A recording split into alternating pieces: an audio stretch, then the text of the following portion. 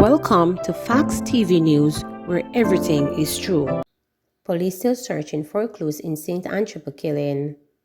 Investigators probing Monday's triple killing in Freehill, St. Anne are yet to determine what led to the death of the mother and her teenage son and her common-law husband. The bodies of Antri Ratri, 46, a cook of the St. Anne Municipal Drop-In Center in Ocho Rios, her son, 13-year-old Michael Bonito, and Lawrence Baldad, 50, were discovered at their home by Ratri's other teen son. Head of the St. Anne Police Division, Senior Superintendent Dwight Powell, says he's awaiting a report from investigators before a determination is made about the classification of the case. The bodies were found with knife and machete wounds. The killings have shocked residents in the quiet community located near Bamboo in northwest St. Anne. The deaths have also hit the Ratri family that is mourning the loss of a member last month. No Jamaicans to contest men's 200-meter final. For the first time in over a decade, no Jamaican will line up in the final of the men's 200 meters at the Oregon World Championships. Rashid Dwyer, the lone Jamaican in the event, faced his starter in the semi-final 3 and had to settle for an 8th-place finish in a time of 20.87 seconds. Meanwhile, Ewan Blake, the other Jamaican scheduled to compete in the event, withdrew from the semi-finals due to a swollen right foot. However, reports have emerged that he is expected to make a full recovery and will be allowed to contest the men's 4x100 meters relay. The final of the men's 200 meters will take place on Thursday, July 21st at 9:50 p.m. Jamaica time. Frightening. Chief Executive Officer CEO of the Firearm Licensing Authority FLA, Shane Dallin, says Tuesday's brazen exchange of gunfire by two men in busy Sam Shop Square is proof of the flaw in suggestions that more licensed firearm holders will help curb crime. While stressing that he could not confirm that the men are licensed firearm holders, as reported by the police, Dallin condemned their actions. I can make a general comment that if this is really two licensed firearm holders acting in this manner, it is frightening for one, and it tells you that what we have in Jamaica is a gun culture, he told reporters when contacted for a reaction. Pedestrians flinched in surprise and fear as gunshots echoed in Montego Bay's congested Sam Shop Square about 1 p.m. on Tuesday. In a video that has been widely circulated, a man in a red shirt, gun in his right hand, can be seen limping in between cars in a line of traffic. He appears to be shot. 3 more shots then rang out as the limping man and onlookers tried to find cover. According to reporters, the incident stemmed from the road rage. Both men were injured during the altercation, and up to press time, they were in hospital under police guard. Their injuries are not considered life-threatening. One of the men is a civil servant. The school of thought that if we get more persons gone, then it would solve the crime problem. But you'll be shifting the problem from one where the police are shooting after criminals in that manner to licensed firearm holders behaving like this, what you see in that video. And sooner or later, we'll be having cases like what you have seen in the United States. Because with a culture where people do not know how to resolve simple dispute, they resort to violence, said Dallin. The FLA will now wait for the police to conduct their investigations, then decide how to proceed if the men are licensed firearm holders, he said.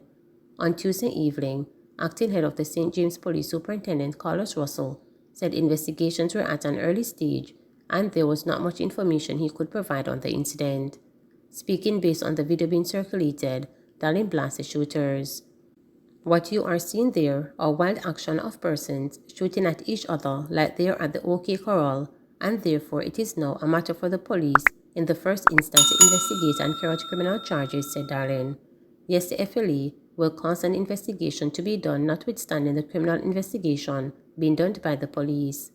And we are not prejudicing the investigation of the police, but we work to review the actions of the individuals, not with a view to determine criminality, but to see that the persons remain a fit and proper person to continue holding a firearm, he explained. Tuesday's shooting comes at a time, he said, when the FLA is looking to strengthen the protocols on how gun licenses are issued. Distress. Anika James doesn't know if her brother Christopher Murray, who has been missing since last weekend, is among the 4 men whose bodies were dug up at the old Public Works Department building near Tivoli Gardens in West Kingston on Tuesday afternoon. Neither does a cousin of another missing man named Ricardo Riley, who only gave her first name as Green. Both James and Green are now waiting anxiously for word that will confirm or deny that their missing relatives are among the deceased. However, the waiting will likely be long because, according to Superintendent of Police Michael Phillips, commanding officer for Kingston Western Police Division, the unearthed bodies have been dismembered. We haven't had the identities confirmed as yet, but we are working with some relatives and, of course, we will do DNA tests as well.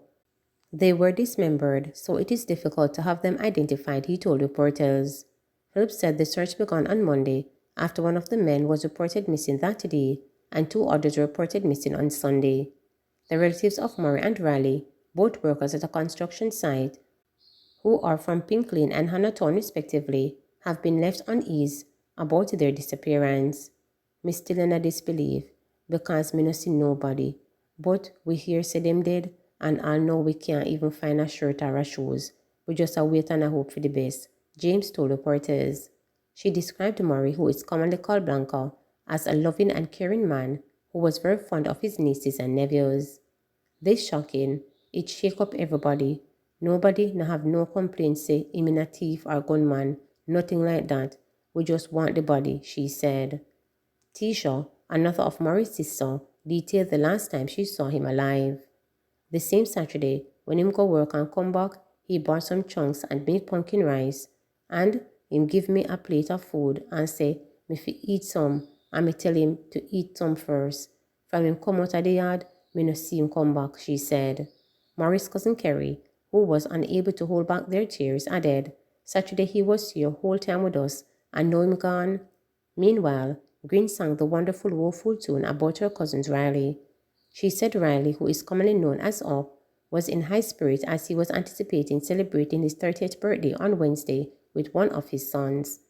Oh God, it's the worst news ever, because me and him close.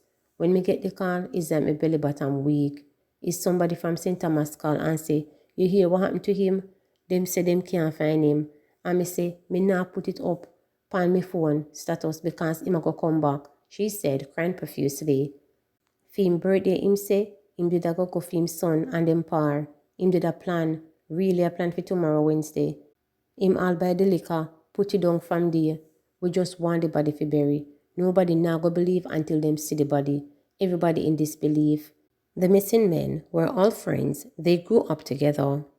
At a Jamaica Constabulary Force press briefing on Monday, it was revealed that 848 people, 305 males and 543 females, have been reported missing since the start of the year. Motorists with outstanding tickets put on warning.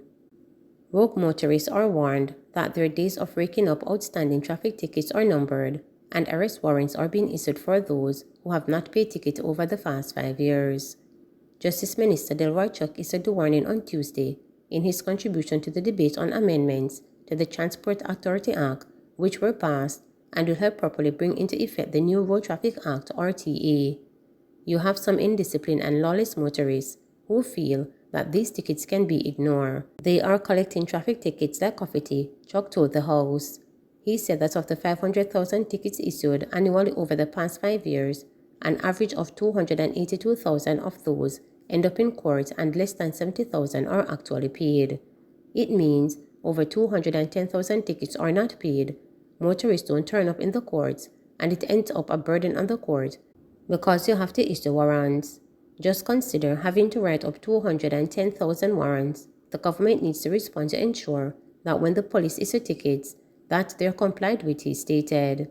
Chuck said electronic warrants will be issued for motorists who have not paid over the past 5 years, and that in fact, there are more than 1 million tickets for those with warrant should be issued. The motorists who have not paid over the last 5 years and more, let it be noted that we have not given up. We are now looking at electronic ticketing, which has started in Kingston and St. Andrew, but also to issue warrants electronically. So writing out these tickets, signing these tickets will now be available, he said. I go to the traffic court a few weeks ago and see room full of traffic tickets. Eventually, the motorists will have to pay these tickets at a joke. He pointed out that provisions in the Road Traffic Act will make it almost compulsory for motorists to pay their tickets or be forced to park the vehicle for which the ticket was issued. He noted that Section 15 of the RTA makes it clear that the Islands Traffic Authority will not renew motor vehicle license and these lesser numbers will be used to affix the penalties. And if the penalties aren't paid, then those motor vehicles will not be relicensed when this act fully comes into operation in a matter of weeks or months. Similarly, people who fail to pay traffic tickets will have their applications for driver's license renewal rejected unless they pay up. In fact, it is happening now. Persons who lose their driver's license and seek to renew it, they recognize that they have tickets to pay, he said.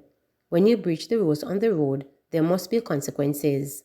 I can only urge that those motorists who are behaving disorderly, creating chaos on the roadway, to stop it. The government isn't interested in all these fines. What the government is interested in is order and discipline on the road, he stressed. Technology Minister Darrell Valls at the same time noted the length of time the amendments had taken to come before Parliament, but emphasized it is now time to fix it. He said a template and a timeline is to be established, and working together, the ministries and agencies will put together the mechanism which will enable the electronic system to function. The indiscipline comes from one thing: no sanctions. So persons do as they please because they are confident that by the time the court system gets around to them, they will be old and grey or probably dead. No civilized society can operate without simple discipline and sanctions for non-compliance as it relates to road traffic, he stated. Opposition spokesperson on transport Michael Phillips welcomed the changes to the legislation, stressing that enforcement will be key to achieving the desired result of law and order in the country's transportation system. Please remember to subscribe, like, share, and click the notification bell for daily updates.